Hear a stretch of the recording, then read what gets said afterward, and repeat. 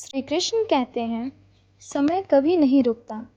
आज अगर बुरा चल रहा है तो कल अवश्य अच्छा आएगा। आप सिर्फ निस्वार्थ भाव से कर्म कीजिए और वही आपके हाथ में है। एक दिन एक अमीर आदमी भगवान श्री कृष्ण के दर्शन के लिए मंदिर में गया। इस अमीर आदमी ने बहुत ही महंगे जूते पहन रखे थे और उसने ऐसा भी सुना था कि इस मंदिर में अक्सर चोरी होती रहती है। इस वजह से उसका मन नहीं हुआ कि वह अपने कीमती जूते वहां बाहर छोड़कर चला जाए। जूते पहनकर वह मंदिर में नहीं जा सकता था और उसे ऐसे ही बाहर छोड़कर वह जाना नहीं चाहता था। अब वह करे तो क्या करे, वह बड़ी दुविधा में पड़ गया था। थोड़ी देर सोचने के बाद उस अमीर आदमी ने मंदिर के बाहर बैठे एक भिखारी से बात की। अमीर आदमी ने उस भिखारी को अपने जूते संभालने के लिए दे दिए। भिखारी भी उसके जूते संभालने के लिए राजी हो गया। फिर वो अमीर आदमी अंदर मंदिर के अंदर पूजा करने के लिए चला गया।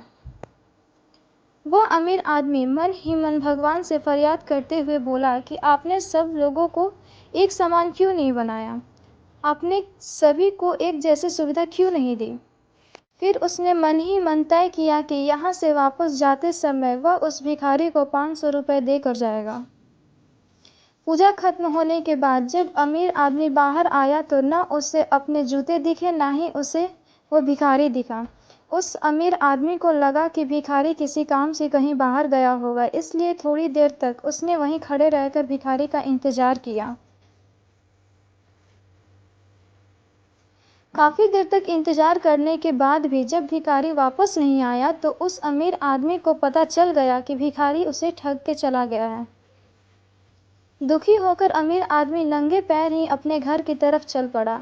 रास्ते में उस अमीर आदमी ने देखा कि फुटपाथ पर एक जूते चप्पल बेचने वाला बैठा है। अमीर आदमी एक जोड़ी चप्पल खरीदने के लिए उसके पास पहुंचा। वहां पहुंचते ही उस अमीर आदमी की नज़र उसके जूते के जैसे एक जूते पर पड़ी। अमीर आदमी पहचान गया कि ये उसी के जूते हैं। पूछने पर बेचने वाले ने पहले मना किया, लेकिन बार बार पूछने पर और दबाव देने पर उसने माना कि यह जूते उसे एक भिखारी ने 500 रुपये में बेच कर गया है। अब वह अमीर आदमी बिना चप्पल खरीदे मुस्कुराते हुए वहां से अपने घर की तरफ नंगे पैर ही चला गया। उसे भगवान से की गई अपनी फरियाद का जवाब मिल चुका था।